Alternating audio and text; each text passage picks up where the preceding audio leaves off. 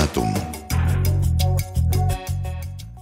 Հանրային ռադիոյի ուղիղ եթերում վերնատունն է, ես Նազելի Օհանյանն եմ, ողջույն սիրելի ռադիո լսողներ, Հանրային ռադիոյի կայք էջում ու նաև Facebook-յան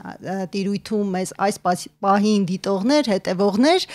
այսօր խոսելու ենք հնդկական մշակույթի, կրոնափիլիսոփայական ավանդույթների ու ժամանակակից աշխարհում դրանց դրսևորումների մասին։ Իմ հյուրերը հնդկագետներ Վահե Ղարիբյանն ու Սերգեյ Բարինյանն են։ Օրերս նրանք մասնակցել են Դհարմա Դհամա միջազգային 9-րդ կրոնափիլիսոփայական գիտաժողովին եւ մեզ այսօր պատմելու շատ բան ունեն։ Ողջույն, շնորհակալություն մեզ հյուրընկալվելու համար։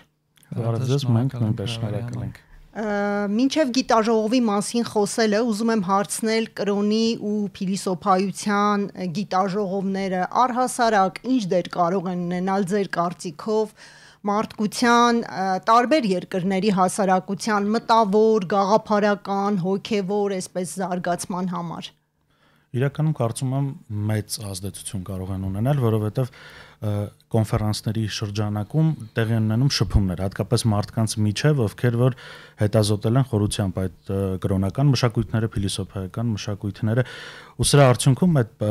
գաղափարների փոխանակումը նաև ազդում է, որտեղ մարդիկ հետո վերադառնում են իրենց երկրներ, նոր գիտելիքներով թարմացած, նաև իրենց գիտելիքները փոխանցած, ու նաև այսպիսի միջոցառումները ինչով են կարևորվում, քանի որ դրանք շատ հանրային են, այդ իսկ պատճառով նաև լսում են շատ մարդիկ, ովքեր գիտնականներ չեն, ովքեր դեռ օրինակ ուսանողներ են, անգամ հետաքրքրասերներ են, գալիս են լսում են ու իրական մեծ ազդեցություն է ստեղծում։ Ինքն նաև մեդիայով է հրապարակվում, այսինքն այս ազդեցությունները իրականում կան, որովհետև յուրաքանչյուր հատվածում աշխարհի գիտելիքներ են գեներացվում, հետո տեղի ունենում այդ գիտելիքների փոխանակություն, հատկապես հնդկական կրոնների փիլիսոփայության առումով միշտ հետաքրքրությունը շատ մեծ է աշխարհում, շատ։ Այդ իսկ պատճառով նույն այս կոնֆերանսին 16 գրեթե 16 երկրներից կային գիտնականներ, ինչպես նաև կրոնական առաջնորդներ, հոգևորականներ, ովքեր ներկայացնում են իրենց հետազոտությունները, նաև գաղափարները, ու տեղի էր ունենում գաղափարների փոխանակություն։ Հատկապես ավելի հետաքրքիր զրույցները տեղի են ունենում ոչ կոնֆերանսի ժամանակ, այլ ընդմիջումների ժամանակ, որովհետև մենք շատ ենք օրինակ շփվում բուդդայական վանականների հետ, ովքեր նաև գիտնականներ են, շատ հետաքրքիր էր հինդուիստական վանականների հետ, սինխերի հետ, այսինքն այսպես թե այնպես մենք դա տեսնում ենք, իրապես զգում ենք, որ հաստատ մեծ ազդեցություն ունենում է այդ փոխանակումը, այսինքն հետո դա կազդի։ Պատճառն էս մեկը երևի դա է, որ այս կոնֆերանսը արդեն 9-րդն է, միջազգային 9-րդ գիտաժողովներ Դհարմա Դհամայի, Հավանաբար նաև կազմակերպիչները նույնպես զգում են, որ այս դինամիկան դրական ուղղությամբ է գնում ու մշակույթների միջև լուրջ կապեր են ստեղծվում։ Եվ այն չի մնում լոկ գիտական միջավայրում, չէ՞։ Չէ, իրականում նաև ուներ մեծ մշակութային կոմպոնենտ, ինքը կարծես թե եւ գիտական եւ մշակութային իրադարձություն էր, որովհետև նաև կարելի ասել անգամ համահնդկական իրադարձություններ, որովհետև եւ եկել էին շատ տարբեր երկրներից, արևմտյան երկրներից, Հնդկաստանից ավելի արևելք ընկած երկրներից, Շրի Լանկայից, Նեպալից, հարող երկրներից եւ Հնդկաստանի տարբեր ծայրերից, որովհետև Հնդկաստանը նույնպես ինքը շատ խոշոր պետություն է ու այնտեղ էր շատ տարբեր գաղափարներ, փիլիսոփայական ուղղություններ կա, ու ստացվում էր, որ շատ գեղեցիկ փունջ էր ստացվել ու մեզ համար էլ է շատ հետաքրքիր, շատ նոր բաներ մեզ համար բացահայտել ենք, մի փոքր էլ անհամեստորեն ասենք նաև իրենց համար ենք բացահայտել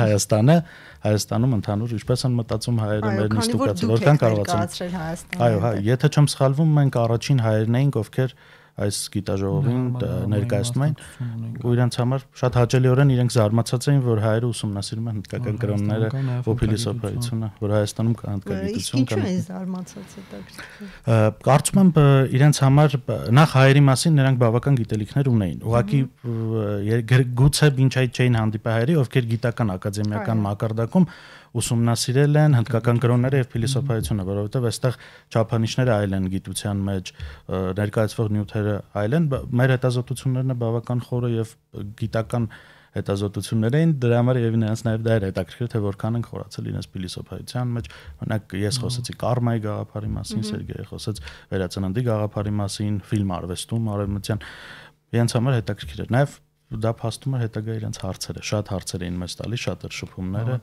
ու շատ ջերմ են մեզ դիմավորել, դա նույնպես անպայման մենք նշել ինչ որ ճաշի սեղանի շուրջ այդ գիտական քննարկումներն էին անընդհատ շարունակվում, իրենց հետաքրքրող հարցերը մեր թեմաների վերաբերյալ։ Իսկ ինչ հարցեր էին, որոնք ձեզ այսպես շատ եւ շատ ակտուալ էին այսօրվա խնդիրների մասին, ամբողջ մարդկության, ոչ թե միայն Հնդկաստանում տեղի ունեցող process-ների, ու նաեւ որ ձեզ հետաքրքրեցին։ Իմ թեմայի վերաբերյալ, քանի որ ես ներկայացնում եմ վերածննդի գաղափարը արևմտյան ֆիլմ արտադրությունում, իրենց հետաքրքրում էր թե ինչու ես չեմ անդրադարձել նաև հնդկական ֆիլմ արտադրությունում նույն գաղափարին, բայց ես իրենց ներկայացրեցի, որ այս անգամ իմ հետազոտությունը վերաբերվում էր թե ինչպես են արևմուտքում պատկերացնում վերածնունդը։ Կներեք, վերածնունդը դուք նկատի ունեք այո, այդ տերմինը մենք շեշտենք, քանի որ վերածնունդ հասկացությունը նաև մշակույթում հայտնի է այլ կոնտեքստում։ Այստեղ պետք է հասկանալ հնդկական կրոնական համակարգի կոնտեքստով, այսինքն ինչպես արտացոլված է հինդուիզմում, բուդդիզմում, ջայնիզմում,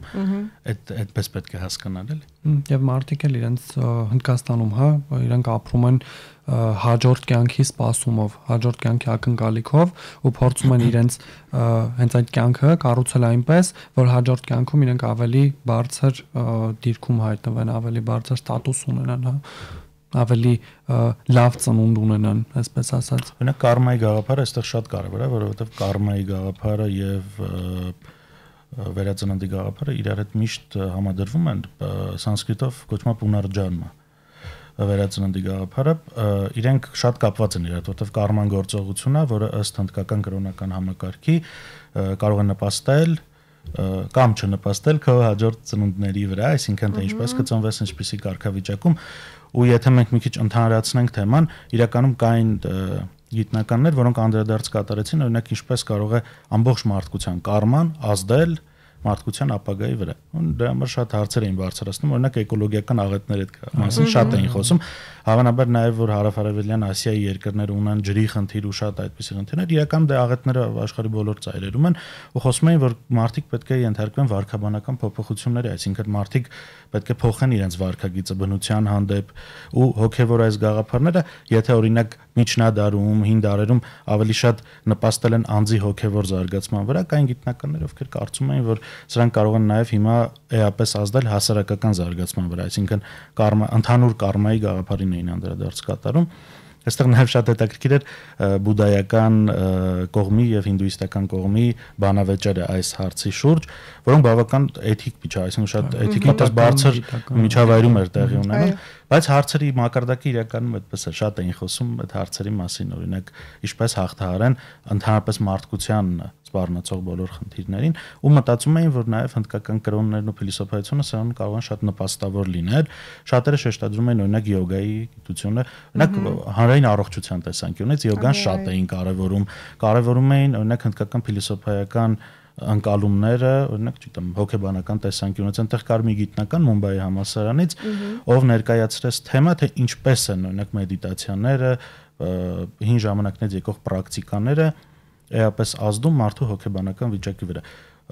Շատ բազմազան էին, անգամ ոչ բոլորն էին իդեպ ներկայացնում հետազոտողներ, ոչ բոլորն էին արևելագետներ կամ կրոնագետներ, կային նաև բժիշկներ, կային մարդիկ, ովքեր ինչ որ մասով էին դա հետազոտել ու փորձել էին կապել իրենց գիտության հետ։ Նաև տեխնոլոգիական առումով էին շատ խոսակցություններ գնում, քանի որ այն համալսարանը, որտեղ մենք գտնվում էինք, այդ համալսարանը ինքը տեխնոլոգիական ուղղվածությամբ համալսարան էր, որը հանձնառություն էր վերցրել այդպիսի կոնֆերանս կազմակերպել իր մոտ, ու բնականաբար նաև շեշտադրումներ եղավ, օրինակ ժամանակակից տեխնոլոգիական առաջընթացը, ինչպես գիտեք, ժամանակակից Հնդկաստանը բավական առաջատար դիրքեր ունի IT ոլորտում, բավական տեխնոլոգիական առաջընթացներ ունի, մեծ մրցակցություն ունի աշխարհի մյուս մեծ պետությունների հետ, ու նաև այսպես էին խոսում, դա որքանով կազդի օրինակ տեխնոլոգիական զարգացումը ճիշտ գործողությունը, որտեղ կարման գործողությունը շատ հետաքրքիր համակցում էր տեղի ունեցել այս բոլոր գաղափարների եւ բազմադիսցիպլինար կարևոր է, որտեղ օրինակ երբեք չէի սպասի, որ օրինակ կրոնափիլիսոփայական գիտաժողովում տեխնոլոգիական, նաև բժշկական, նաև էկոլոգիական, այդպես ընդհանուր այդպես թեմաներ կշոշափվեն, եւ հետաքրքիր է այդտեղ մասնակիցների մեջ կային նաև եվրոպացի գիտնականներ, չէ, եւ ինչ էր իրենց սպասելիքները, հետաքրքիր է միշտ մենք եթերից առաջ էլ խոսում էինք, միշտ արևմուտքը սպասելիքներ ունի արևելքից եւ հակառակը, չէ, արևելքը արևմուտքից սպասելիք ունի եւ հետաքրքիր է իրենց սպասելիքները ինչպիսին են։ Հա, իհարկե Եվրոպայից նույնպես գիտնականներ կան, արևմուտքից, այսպես ասենք, կան գիտնականներ կան Կանադայից, Ֆրանսիայից, այո, դա որոնք նաև աշխատում էին Հնդկաստանում, այո, այսինքն այդտեղ էլ էր մի քիչ դժվար ասել, նրանք ավելի շատ երևի ապրում էին Հնդկաստանում, քան արևմուտքում, բայց բնականաբար գիտնականներն ովքեր եկել էին Ֆրանսիայից, Կանադայից, ԱՄՆ-ից նաև Եվ հենց այդ ոլորտում իրենք բավականին մեծ փորձառություն կուտակած գիտնականներ էին ու նաև այդ միջավայրում, հնդկական ակադեմիական միջավայրում են իրենք բավականին հայտնի Լավ, իսկ հատկապես օրինակ այս պատերազմների ժամանակաշրջանում, որ մենք ապրում ենք, ինչպես էին տեսնում որոշ լուծումներ այնտեղ գիտնականները, փիլիսոփաները, կրոնագետները Էլի կարմայի գաղափարն Այստեղ շատ Էլի կարմայի գաղափարն է այստեղ իդեպ կարման շատ դեպքերում այսպես բացատրվում է նաև որպես ճակատագիր մեր հայրենիության մեջ իրականում այո կարբան համադրում են միշտ ճակատագրի հետ կամ թարգմանում են ճակատագիր Հա բայց նա այսօր տեղի ունեցող գործողության եւ աշխատանքի մասին է չէ Եվ ոչ միայն այսօր բայց պետք է կարբան իրականում ինքը բավական բազմաշերտ գիտություն է կարմայի դոկտրինը դա շատ երկար ժամանակ պետք կլինի որպեսզի խոսենք այդ թեմայի մասին մեզ մոտ դա թարգմանում են ճակատագիր իրականում որոշ դեպքերում ճակատագիրը եթե մենք բառեստուգաբանությունը բացենք գուցե որոշ առումով կարմայի դոկտրինի ինչ որ հատված համապատասխանի բայց ինքը քանի որ շատ ծավալուն դոկտրին է ուղղակի ասել ճակատագիր կարծում եմ սխալ է դրանով հա մենք ուղղակի դրանով չենք բացահայտում իմաստը մոտավոր ինչ որ պատկերացում ենք տալիս դրա մասին ինչ վերաբերվում է ընդհանուր առմամբ այսօր մարդկության առաջ կանգնած մարտահրավերներին, այստեղ ես կարծում եմ ամենակարևոր խնդիրը, որ բարձրացնում էին, դա խաղաղամտությունն է, խաղաղասիրությունն է, որը կա հինդուիզմում եւ բուդդիզմում։ Իդեպ ասեմ դրա օրինակը հենց իրենք էլ այնտեղ ծառայում էին, որովհետեւ բուդդայական եւ հինդուիստական դոկտրիններ ունեն բավական շատ հակասություններ միմյանց միջև։ Եվ այնտեղ կա աստվածաբանական բավական մեծ դիսկուրս կա։ Ու այնտեղ այն բարձր էթիկան թե ինչպես էին իրենք բանավիճում ներկայացնում իրենց գաղափարները ընդունում, նաեւ կենտրոնանում նմանությունների վրա, իմ կարծիքով դա նույնպես կարող էր նպաստել, օրինակ հենց նույն այդ միջավայրում, որ ավելի խաղաղ լինեն, ավելի խաղաղ հարաբերվեն պետությունները միմյանց միջև։ Էապես ազդում է հնդկական փիլիսոփայությունը կարող է այդպես ազդել, որովհետև վերջնական միտումը ներդաշնակությունն է։ Վերջնական միտումը ներդաշնակ ապրելն է, համակեցությամբ ապրելն է։ Ապրելն է մի հասարակության մեջ, որը փոխգործակցում է, ոչ թե միմյանց հակադրվում է։ Օրինակ մենք Հայաստանում շատ են նաև սիրում խոսել կաստաների մասին հնդկական, բայց կաստաների գաղափարը, որի մասին նույնպես անդրադարձ եղավ կոնֆերանսի ժամանակ, դրանք գալիս են վառնաների գաղափարից հիմնական դա հոգևոր մասը։ Իսկ վառնաների գաղափարը դա իդեալական հասարակություն ունենալու մոդելն է, որը գրված է դեռ հին վեդայական, պուրանայական գրություններում։ Այսինքն, այսպես թե այնպես այսօրվա Հնդկաստանում ապրող մարդիկ ժառանգել են այդ գաղափարները ու ինչ որ միցև այդ գաղափարները իմպլեմենտացնում են իրենց հասարակության մեջ։ Բնականաբար մենք գիտենք, որ Հնդկաստանը նույնպես ունի կոնֆլիկտ ու կարծում ենք այո, ես այդ մասին եմ ուզում նաև կրոնական շեշտադրում կա բնականաբար այդ կոնֆլիկտի մեջ։ Իսկ ինչպես են իրենք կարողանում հենց իրենց այդ համակեցության խնդիրները լուծել։ Իրականում եթե դեռ կոնֆլիկտ կա, նշանակում է դեռ իրենք էլ չունեն ոսկե լուծումը, որը կա, կարծում եմ այդպես է, բայց ես կարող եմ ասել, որ մարդով ուսումնասիրում է հինդուիզմը, վեդայական կրոնը, այստեղ կարող եմ ասել, որ հիմնական առանցքային գաղափարները հենց տանում են դրան, որ հասարակությունները պետք է գնան ոչ թե պատերազմների, ոչ թե կոնֆլիկտների, այլ գնան խաղաղության, ներդաշնակության։ Թե դա որքանով է տեղի ունենում, պետք է հաշվի առնել նաև ժամանակները։ Մեր ժամանակները, չգիտեմ որքանով են նպաստավոր դրա համար, որքանով նպաստավոր չեն, բայց հաստատ փիլիսոփայությունը օգնում է, որ մարդիկ ավելի ներդաշնակ, ավելի խաղաղ ապրեն, քան ավելի, չգիտեմ, ագրեսիվ, որովհետև գոնե վեճերն ու բանավեճերը տեղափոխվում են ինտելեկտուալ մակարդակի, ոչ թե ֆիզիկական մակարդակի։ Սա նույնպես շատ կարևոր է։ Օրինակ, այսպիսի կոնֆերանսների ժամանակ մարդիկ կարող են վիճել իրենց գաղափարների շուրջ, բավական միմյանց հանդեպ փոխադարձ հարգանքով ու կարծում եմ իդեպ Հնդկաստանային եզակի երկրներից է, որտեղ դեռ պահպանվում է աստվածաբանական բանավեճը, որը իմ կարծիքով շատ է օգնում, որ նաև ներհնդկական միջավայրում մարդկանց միջև հակադրությունները, հակասությունները լուծվեն ինտելեկտուալ մակարդակում, լուծվեն շփումների մակարդակում։ Սա առումով հաստատ շատ է օգնում։ Մենք դա որ այնտեղ նկատել ենք, նաև իրենց վարքագծից ենք նկատել։ Մենք նաև շփվում էինք կոնֆերանսից հետո մեր հնդիկ գոլեգաների հետ, մյուս երկրների գոլեգաների հետ, այնտեղ կար ֆրանսիացի ականավոր գիտնական Կոմ Կախպենցիերը, շատ հետաքրքիր գիտնական, իր հետ շատ երկար զրուցեցինք մենք, այդտեղ այցելել էինք Մահատմա Գանդի աշրամը, այդտեղ առիթ ունեցանք, մոտ 1 ժամ երևի զրուցեցինք, չէ՞։ Իսկ օրինակ քաղաքական գործիչներին հետաքրքրում են նման գիտաժողովներ եւ արդյոք իրենք ունեին մասնակցություն հենց թեկուս իրենց այդ երկրի մակարդակով։ Ուզում եմ ընդգծել կոնֆերանսի հեղինակությունը, ինչքան հեղինակավոր կոնֆերանս էր, որովհետեւ նախորդ տարիներին այդ կոնֆերանսի բացմանը ներկային եղել ինչպես Հնդկաստանի նախագահը, ինչպես փոխնախագահը, այնպես էլ այլ կառավարության այլ բարձրաստիճան պաշտոնյաներ։ Այս տարի բացմանը կոնֆերանսի ներկային Հնդկաստանի կրթության նախարարը, Գուջարատի նահանգապետը, ով կոչվում է նաև նախագահը այդ նահանգի, այնտեղ նաև այդպիսի ստատուս կա։ Ինչպես նաև այլ երկրների տարբեր նախարարներ, օրինակ Կամբոջայի արտաքին գործերի նախարարը, Բութանի ներքին գործերի նախարարը, այսինքն սա նաև ներգրավումը քաղաքական գործիչներին եւ մենք տեսանք այնտեղ անգամ կրոնական լիդերներ, օրինակ այնտեղ իսկ իրենց սպասելիքները ինչպիսին են, ասենք իրենց ելույթներում այդ զգացվում էր։ Նախ նշենք, որ իրենց քաղաքական գործիչները, հատկապես հնդիկ քաղաքական գործիչները բավական խորը կրոնական գիտելիքներ ունեն, որը մեզ շատ զարմացրեց։ Անգամ նրանցից մեկը որոշ մեջբերումներ բերեց սանսկրիտով, որը մեզ համար շատ հետաքրքիր էր ու հասկացանք, որ իրենք իրենց հասարակությունը կառավարում են նաև ճանաչելով հասարակության հոգևոր մտածողությունը, որտեղ Հնդկաստանում դա անհնար է, անգամ նրանք կարող են լավ բանավեճի կողմ լինել։ Ախր նրանք այդ քննարկման մեջ ոչ թե ներկայացել են միայն որպես քաղաքական գործիչներ, այլ երևում էր, որ իրենք նույնպես այդ կրոնական, էթիկական պատկերացումները։ Ուրեմն կարելի է ասել, որ այդ կաստայական համակարգը դեռ աշխատում է եւ օրինակ քաղաքական գործիչները նույնպես բրահմաններ են եւ ինչ որ այդ դրա ուղղությամբ են այդպես զարգանում իրենց գիտելիքները, զարգացնում ավելի։ Ես կարծում եմ իրականում կաստայականության դեմ Հնդկաստանում մեծ պայքար է տարվում ու դա ճիշտ է, որովհետև խոսքը գնում է օրենքով է արգելված, այո, սահմանադրությամբ է, եթե չեմ սխալվում, արգելված, որովհետև կաստայականությունը ինքը խտրականություն է ենթադրում։ Մենք երևի այստեղ փոխենք վառնայականության մասին խոսենք։ Իրականում, այո, կա այսպիսի բան, ոչ թե կարող ենք ասել, որ քաղաքական գործիչները պարտադիր բրահմաններ են, այլ այնտեղ շատ է կարևորվում բրահմանների դերը։ Օրինակ կոնֆերանսին ներկա էր Գովինդ Մահարաջը, ում հետ նույնպես կարողացանք բրահման մեկնաբանենք, թե ինչ է նշանակում, որպես ռադիոլսանները, այո։ Հոգևոր խավն է։ Հոգևոր մտավորականներ, չէ՞, այդպես նաև զբաղեցնում է հոգևոր ինտելեկտուալ դիրք, բայց այստեղ հոգևոր կոմպոնենտը շատ կարևոր է, բայց դա դեռ չի նշանակում, որ նա օրինակ իրենց հոգևոր հիերարխիան որևէ ստատուս ունի։ Ուղղակի կարող լինել բրահմանների ընտանիքից, ովքեր ավելի շատ հակված են ուսումնասիրելու կրոնական գրությունները, ապրել կրոնական կյանքով։ Օրինակ այնտեղ ներկա էր Գովինդ Մահարաջը, ում հետ մենք 5 րոպե կարողացանք զրուցել, որովհետև ինքը բավական հայտնի հոգևոր առաջնորդ է ու շատ դժվար է զրուցել ու ինքն էլ էր շատ զարմացած, որ Հայաստանից կան գիտնականներ, ովքեր ուսումնասիրում են հնդկական կրոնները, փիլիսոփայությունը,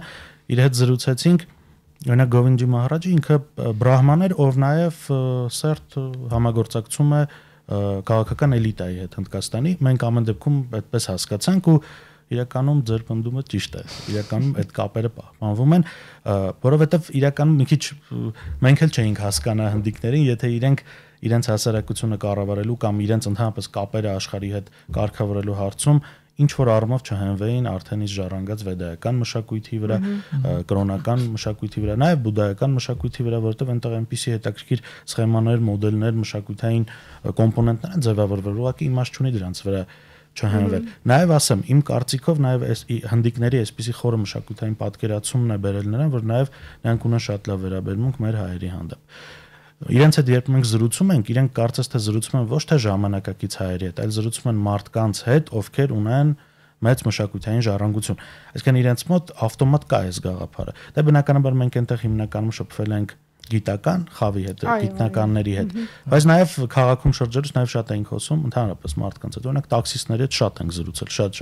էթնոգրաֆիկ շատ զրույցներ ենք ունեցել։ Օրինակ տաքսիստները գիտեն, որ Հայաստան գոյություն ունի։ Այո, որոշները գիտեին, որոշները Հայաստանը ընկալում էին պոստսովետական միջավայրում, որովհետև դեռ գուցե բան չէ։ Կային մարդիկ, ովքեր իդեպ շատ լավ գիտեին Հայաստանը, շատ լավ գիտեին, շատերը գիտեին նաև հայկական համայնքների մասին որոշ գիտելիքներ։ Կային անգամ կոնֆերանսի ժամանակ որոշ գիտնականներ, որոնք չէին լսել Հայաստանի մասին, ցավոք սրտի մենք էլ իրենց երկրի մասին չէինք լսել ու մենք էլ մեր համար, բայց իրենց երկրի մասին մենք չէինք լսել, որովհետև շատ փոքր մի կղզու մասին էր խոսքը գնում, որի անունը հիմա նույնպես չենք հիշում։ Մենք պատմեցինք Հայաստանի մասին, իրենք շատ զարմացած էին։ Հետո իմ տպավորություն ստեղծեց, որ իրենք ամեն դեպքում հասկացան, որ երկրի, որ մշակույթի մասին է խոսքը, բայց հնդիկները ասեմ, որ մեզ հայերից շատ լավ են ընդունում Հնդկաստանում, շատ բարեկամաբար են ընդունում, անգամ մի պահ մեզ թվում էր, որ արդեն շատ բարեկամաբար են ընդունում, որովհետև իրենք փորձում էին ամեն ինչ անեն, որ մեր համար ամեն ինչ լիներ այնտեղ հարմարավետ, փորձում էին ամեն ինչ անեն, որ մենք շատ արագ ինտեգրվենք կոնֆերանսին, ու իդեպ առաջին անգամ էինք երևի հայեր առաջին անգամ էին այդ կոնֆերանսին, ու մենք ստեղծեցինք նաև լավ գիտական կապեր իրենց հետ, մինչև որս շատ գիտնականների հետ կապի մեջ ենք, այդ համալսարանից նույնպես առաջարկներ ստացանք լեկցիաներ կարդալու, որոնք կարծում ենք գոնե մյուս տարի կիրագործվեն։ Այսինքն դուք այնտեղ այո, ինքը on-line համալսարան է, իդեպ սրա մասին նույնպես ուզում եմ խոսել, որ Հնդկաստանում այդպիսի գաղափարների շրջանակ է առաջացել, որ ստեղծվեն համալսարաններ մեծ, բավականին հագեցած ու կարծում եմ ֆինանսավորվում են կառավարության կողմից իրենց այս բոլոր համալսարանները իրենք on-line կրթություն են տրամադրում մարդկանց ու այդտեղ բազմաթիվ գիտնականներ են բոլոր ցանկացողներին աշխարհի այո այնտեղ անգամ դրանք դրած են իրենց սայթում YouTube-ում կան այդ լեկցիաները ցանկացածը կարող է սովորել նաև կարող են ընդունվել սովորել սերտիֆիկացվել բայց կարող են նստել լսել աշխարհի բոլոր ծայրերում գործող գիտնականների տարբեր լեկցիաներ ու մեզ առաջարկեցին նաև լեկցիաներ կարդալ ու ասացին որ դա անգամ կարող են մի քանի 100,000 հնդիկ ուսանողներ լսել այդ լեկցիաները Հիմա պետքա մոտ օրերս մենք խոսենք այդ թեմաները քննարկենք իրենց համար իրականում շատ բաց են ասեմ որ շատ բաց են գիտական զարգացումների համար Հնդկաստանում նաև այսպիսի մի հետաքրքիր բան կա իրենք միշտ գիտությունը մշակույթը միքս են միախառնում են իրար հետ որովհետև Այսինքն երբեմն դրանից մի քիչ ակադեմիականությունը տուժում է, այդպես էլ կարող ենք ասել, որովհետև նույն այս կոնֆերանսը դահարման չեն կարող ասել, որ այսպես չոր միայն ակադեմիական կոնֆերանս էր։ Ինքը ավելի շատ հենց անդրադարձ էր կատարում համամարտկային գաղափարներին։ Նաև մեր կարծիքով մենք շատ ենք դրա մասին զրուցել, Հնդկաստանը փորձ է անում, ունի քաղաքականություն, ընդհանրապես հենց Հնդկաստանը դարձնելու շատ հզոր կենտրոն հնդկագիտության, այսինքն հնդկագիտական հետազոտությունները այդտեղ լինեն։ Ու դրա մասին էր խոսում, որ նաև մենք բարձրացինք անգամ հարևան Վրաստանից կար գիտնական, ով երկար տարիներ արդեն աշխատում էր Հնդկաստանում, այսինքն կային գիտնականներ, ովքեր արդեն նույն Կանադայից գիտնականը երկար տարիներ այնտեղ աշխատում էր այնտեղ մեր տարածաշրջանից Վրաստանը եւ մենք էինք, հա, այո, Վրաստանը եւ մենք էինք, այդ որևէ պետություն չկար։ Շատ հետաքրքիր է, թե օրինակ դուք ինչպես եք ուսումնասիրել իրենց թեմաները կամ հետազոտել, որ այնտեղ հետազոտված չէ։ Այսինքն կարծում եմ տարիներ շարունակ այս թեմաները կարմայի կամ վերածննդի հետ կապված արդեն պիտի բոլոր առումներով հետազոտված լիներ եւ ինչպիսի հայացքով եք դուք մոտեցել, որ իրենց հետաքրքիր լինի։ Ես կարճ ասեմ, հետո խոսքը փոխանցեմ Սերգեյին։ Իրականում այնպես չի, որ բոլոր թեմաները հետազոտված են, չնայած որ ինքը շատ ճիշտ հարց է, որովհետև երկար տարիներ է հնդկագիտությունը ընդհանրապես ուսումնասիրվում աշխարհում, հնդկագիտական մեծ ավանդույթներ ունեն եվրոպական երկրները, նույն Հնդկաստանը, ասեմ որ նորեն մեր ուսումնասիրած թեմաները իրենք արդիական թեմաներ են։ Ու դա նաև փաստում էր այն հանգամանքը, որ այն թեմաները, որը մենք ներկայացրեցինք, շատերի համար հենց կոնֆերանսի ժամանակ հարցեր չկային, կոնֆերանսից հետո են մոտեցել, որ ավելի այսպես անմիջական մթնոլորտում շատ հարցեր տան իրենց համար բացահայտ են։ Օրինակ ես ներկայացրել էի Կարմայի գաղափարը Դվայտա Վեդանտա դպրոցում ու դրա համեմատականը ամբողջ Հնդկաստանի դպրոցներում, ինչպես է համեմատվում տարբեր Կարմայի դոկտրինները միմյանց միջև։ Սերգեյը ներկայացրել էր իսկ հայկական պատմական փորձը ինչ որ ձևով այդտեղ օգտագործել եք։ Չէ, իրականում հետազոտությունները, թե այսպես ասենք, իրենք հենց վերաբերում են հնդկագիտությանը, կոնկրետ տվյալ կրոնին, այսինքն ակադեմիական հետազոտություններ, երևի մեզ ավելի շատ օգնել է մեր լեզվի մտածողությունը, որովհետև իրականում մենք Հնդկաստանը ուսումնասիրելով նմանություններ գտնում ենք, բայց մտածողական մակարդակում, մշակութային մակարդակում, ու այնտեղ անգամ հարաբերվելու շփվելու մակարդակում մենք խորհրդություն չենք զգացել օրինակ շփման առումով։ Դա բնականաբար մենք հնդիկների հետ շատ վաղուց ենք շփվում, բայց իրենց գիտական խավն էլ շատ անմիջական է ու այդ առումով իրենց էլ շատ էր հետաքրքրում։ Օրինակ ասում են դուք ինչու եք ընտրել այս թեմաները։ Ինչ եք այս թեմաները ընտրել, դա ինչով է ձեր համար դա ակտուալ։ Այո։ Մենք ասում ենք մեզ համար հնդկագիտությունն է Հայաստանում զարգանում ու նաև մեր գիտնականի անհատական հետաքրքրությունն է, որտեղ մեր ժողովուրդը տեսեք իրենք կապ են ստեղծում նաև ձեր թեմայի ընտրության անպայման շատ էին հարցում։ Օրինակ Սերգեյ քննրում պատմիր, թե գիտնականից մեկը քանի անգամ հարցրեց իրեն, թե ինչու չի ընտրել Կարմայի գաղափարը հնդկական ֆիլմերում, այլ այսպես ասած արևմտյան ֆիլմ արտադրության մեջ։ Այո, ինչու։ Այդ սեսիայի վերջում հարցերի ժամանակ կար ու ինքը այդ գիտնականը ուներ ընդհանրապես մի հարցի հնարավորություն, որը օգտագործեց այլ մարդու հարց ուղղելու համար, իսկ երկրորդ հարցը, որ փորձում էր ինձ տար վարողը հուշած, որ ժամանակ չկա եւ եթե ցանկանում եք կարող եք հետո ու մենք արդեն ճաշի սեղանի շուրջ շարունակեցինք մեր զրույցը իմ թեմայի վերաբերյալ ու ինքը փորձում էր հասկանալ թե ինչու ես շեշտ չեմ դրել հնդկական հասարակությունում եւ հնդկական ֆիլմ արտադրությունում ռեինկարնացիայի գաղափարը ներկայացնելու վերաբերյալ։ Ու շատ էմոցիոնալ էր հարցնում, ինչու։ Այո։ Իր հետ բավական ընկերացել էինք այդ գիտնականի հետ, շատ լավ մարդ է, բայց անընդհատ հարցում էր, ինչու չես ընտրել հնդկական։ Մենք 3 օր եղանք այդտեղ ու ինքը ամեն օր ինձ տեսնելուց այդ նույն հարցը տալիս։ Բայց դուք ամեն դեպքում չկարողացաք պատասխանել։ Չէ, ես պատասխանեցի, իհարկե պատասխանեցի, որ իմ այս հետազոտությունը ուղղված էր ներկայացնելու արևմտյան հայացքը ռեինկարնացիային, թե ինչպես են արևմուտքում ընկալում այն եւ ինչպես է այն արտացոլվել արևմտյան ֆիլմ արտադրությունում։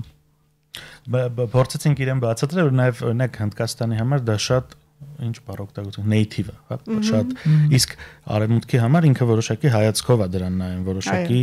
արդեն իսկ ուսումնասիրված մեթոդոլոգիայով է նայում, իսկ Հնդկաստանի համար դա շատ ավելի հարազատ է։ Իդեպ հնդկական ֆիլմ արվեստում նույնպես պետք է։ Սերգեյ ասաց հետագայում նաև փորձեմ հնդկական ֆիլմերում նայել, որովհետև կան նաև շատ լավ հնդկական ֆիլմեր, որոնք լավ, մեր հաղորդումը շատ արագ ավարտվեց, որ թեման շատ ընդգրկուն է, շատ կուզեի այդպես ձեզ անընդհատ շատ հարցեր տալ, որովհետև իսկապես շատ են հարցերը, շատ հետաքրքիր է, թե օրինակ կրոնի ներկայացուցիչները այնտեղ ինչ դիրքորոշում ունեին, գիտենք, որ ամբողջ աշխարհում այդ կրոնական ճգնաժամը կային քրիստոնյաներ, օրինակ կաթոլիկ եկեղեցուց կամ մեր կողմից ինչ որ հետաքրքրություն թեկուզ կամ թեկուզ մամեդական աշխարհից ինչու ոչ։ Մենք կոնֆերանսի ժամանակ այդ փաստի վրա ուշադրություն դարձրել ենք, մեզ հետաքրքիր էր, բայց քրիստոնյաներ չկային, այսինքն քրիստոնյա գիտնականներ, նկատի ունենք Հնդկաստանի քրիստոնյաներ չկային, խոսքը դրան է վերաբերվում, չկային նաև ջայիններ, որը նույնպես հնդկական կրոն է եւ շատ ասկետիկ կրոն է, մեզ նույնպես հետաքրքիր էր, կան ջայիններ, ում հետ կարողանանք շփվել, որովհետեւ իրենք բավական փակ են։ Հիմնականում բուդդիստներ եւ հինդուիստներ եւ սինքեր նույնպես կային, բայց հետաքրքիր էր, որ մեզ նաև հետաքրքիր էր արդյոք կան մուսուլմաններ, շատ հետաքրքիր կլիներ, բայց չհանդիպեցինք ովքեր որ կուսումնասիրեին, երևի նաև դա նրանից էր, որ խոսքը վերաբերում էր հնդկական կրոններին ու փիլիսոփայությանը ու շրջանակը այս կրոններին էր վերաբերում, դրա համար այդ առումով շատ ներկայացուցիչներ չկան, չնայած եվրոպացի գիտնականները քրիստոնյաներ էին։ Լավ, ամեն դեպքում վերջում ամփոփենք մեր զրույցը, թե ինչու է ձեզ գրավում եւ ինչն է ձեզ գրավում հատկապես հնդկական մշակույթի ու կրոնի մեջ։ Խորը գաղափարներ, այդ գիտեք Հնդկաստանը հիանալի համադրությունը հնի եւ նորի, փիլիսոփայության եւ ժամանակակից մտածողության ու հենց դա է մեզ գրավում, ինչպես նաև այդ 5 գաղափարները, որոնք գալիս են շատ խորը ավանդույթներից, վեդայական ժամանակներից, որոնք 3-4000 տարվա պատմություն ունեն եւ միգուցե նաև ավել, եւ հենց դրանք են ինստիտուցիոնալ նայենք։ Այո։ Այն կողմից։ Դե Հնդկաստանը իմ համար այդ հարցին պատասխանելը արդեն շատ դժվար է, որովհետև երբեմն մարդը կարծեք հայտնում է մեծ օվկիանոսում ու հարցնում են դու որ ափից է շարժվել, չի հիշում արդեն որ ափից է շարժվել։ Հնդկաստանը ինքը իրականում որպես քաղաքակրթություն ինձ մշտապես է հետաքրքրել, հատկապես կրոնական հատվածը, փիլիսոփայական հատվածը, բայց նաև հիմա մեր հետաքրքրությունը մեկ այլ մակարդակում է դրսևորվում, որ նաև դա կնպաստի հայ-հնդկական գիտական կապերին, այսինքն կստացվի, որ նաև այդ հետաքրքրությունը կդառնա ավելի գիտական, ակադեմիական, ավելի ինստիտուցիոնալ։ Հիմա նաև այդ մասով էլ է շատ հետաքրքրում ենք երբեմն հետազոտությունները նաև այդպիսի акցենտ ենք տալիս, որ ճանաչենք այսօրվա Հնդկաստանը, ինչ որ ձև ներկայացնենք մեզ մոտ այսօրվա Հնդկաստանը։ Աման դեպքում Հնդկաստանը շատ դժվար է ասել, շատ բարդ հարց է դա։ Այսօր մենք Հնդկաստանը կարծես թե ճանաչում ենք վերջին տարիներին ավելի շատ այս միգրացիայի արդյունքում, բայց իրականում Հնդկաստանը դեռ անճանաչելի է մեզ մշակութային իր դեմքով, կրոնական դեմքով եւ այլն, ու հուսով եմ մենք էլի առիթներ կունենանք այստեղ հանդիպելու, զրուցելու այդ մասին։ Շնորհակալություն։ Սիրելի ռադիո լսող, իմ հյուրն այսօր հնդկագետներ Վահե Ղարիբյանն ու Սերգեյ Բարինյանն են։ Մենք խոսում էինք Հնդկաստանի մշակույթի, կրոնափիլիսոփայական այսպես առանձնահատկությունների մասին եւ դրանց դրսեւորումների ու կապերի մասին ընդհանրապես ժամանակակից աշխարհում ինչ կարող են նրանք բերել։ Իսկ զրույցը վարեց Նազելի Օհանյանը, կհանդիպենք։